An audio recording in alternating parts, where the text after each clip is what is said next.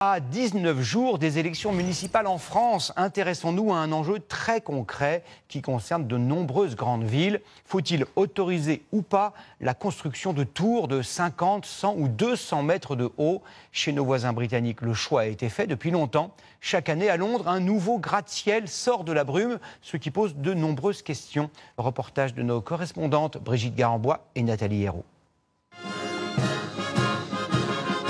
Il y a bien sûr Londres version carte postale.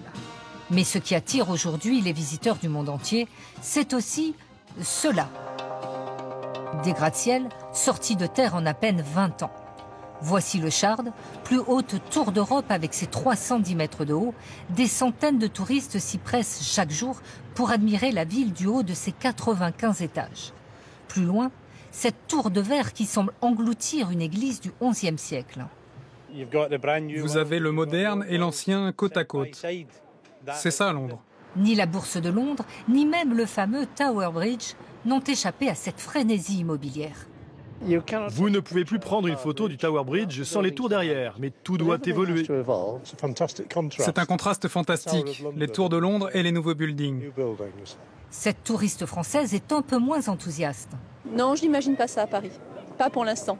Mais ici, obtenir un permis de construire est beaucoup plus facile. Peu de règles d'urbanisme, à peine quelques zones protégées, Buckingham Palace, ou cette vue sur la cathédrale Saint-Paul.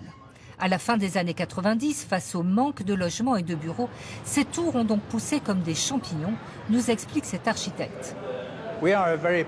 Nous sommes une nation très pragmatique. Donc ce sont ces questions pratiques de logement qui déterminent la façon dont on construit la ville. Le centre de Paris est un plan très fixe. Ici à Londres, historiquement, on a toujours eu des immeubles de différentes hauteurs. On a un plan très brouillon.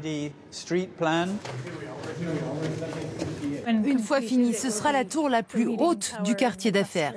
Karen Cook a supervisé ce projet en plein cœur de Londres. 62 étages, 200 000 mètres carrés de bureaux, des restaurants ouverts au public. Sa seule contrainte majeure, la hauteur du bâtiment. Le ciel de Londres est l'un des passages aériens les plus fréquentés d'Europe. En 2013, un hélicoptère s'était écrasé en pleine rue après avoir heurté une grue. Au départ, on a proposé un bâtiment un peu plus haut, mais on a dû le faire plus bas pour s'adapter aux contraintes de l'aviation civile. Les grues au-dessus ont dû être adaptées spécialement pour qu'elles atteignent, elles aussi, la limite de sécurité la nuit. Un immeuble ultra connecté, écologique, l'un des plus modernes au monde. Entre deux réunions, ses occupants pourront même profiter d'un mur d'escalade avec vue imprenable. Londres est une ville en travaux permanents, la preuve de la vitalité de la capitale britannique, mais une vitalité qui ne profite pas forcément à tout le monde. Car dans cette ville où les loyers sont déjà les plus chers au monde, ces gratte-ciel rivalisent de luxe, comme ce projet avec piscine à débordement.